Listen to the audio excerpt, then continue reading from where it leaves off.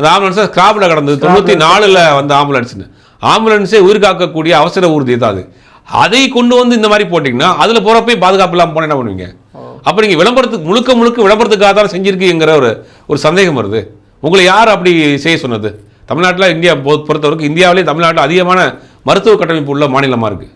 அப்படி இருக்கும்போது ஆம்புலன்ஸ்க்குலாம் நம்ம ஒரு பெரிய தட்டுப்பாடெல்லாம் கிடையாது. நீங்கள் வாங்கி கொடுக்குறதா ஒரு புது ஆம்புலன்ஸ் வாங்கி கொடுக்கலாம், ஒரு 10 வருஷத்துக்குள்ள ஆம்புலன்ஸ் வாங்கி கொடுக்கலாம். 30 வருஷத்துக்கு முன்னாடி உள்ள ஸ்கிராப்பில் வண்டியை வாங்கி அதை பெயிண்ட் அடிச்சு ஆம்புலன்ஸாக மாற்றி அது ஆம்புலன்ஸுக்கு லைசன்ஸ் வாங்கினாங்கன்னு கூட தெரியலங்கிறாங்க.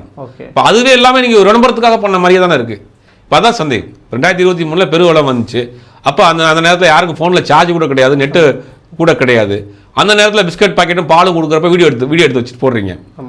அந்த இக்கட்டான நிலைமையிலையும் நீங்கள் அந்த வீடியோ இருக்குல்ல அப்படிங்கிறதான் எல்லாருடைய கேள்வி. அது சில பேர் சொல்கிறாங்க, இப்படியா இருந்தாலும் உதவி செய்கிறான்ல, விட்டு தொலைங்க, நீங்கள் ஏன் விமர்சனம் பண்ணுறீங்கன்னு கேட்குறாங்க.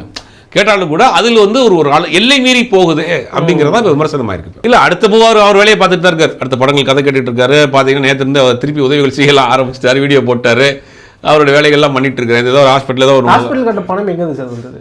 இல்லை அவர் சொந்த பணம் தான்றாரு.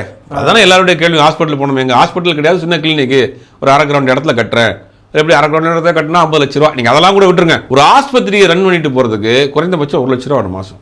குறைந்தபட்சம் ஒரு டாக்டர் நீங்கள் அப்பாயின்மெண்ட் பண்ணுறீங்கன்னா அவர் ஒரு நல்ல டாக்டராக மனிதாபிமானம் உள்ள ஒரு டாக்டராக இருந்தாருன்னா எனக்கு குறைஞ்சபட்சம் 50,000 சம்பளம், வெளியில் 1 லட்ச ரூபா வாங்குறேன், 50,000 சம்பளம் கொடுன்னு கேட்பார். ஒரு நர்ஸ் போட்டிங்கன்னா 15,000 வரும்.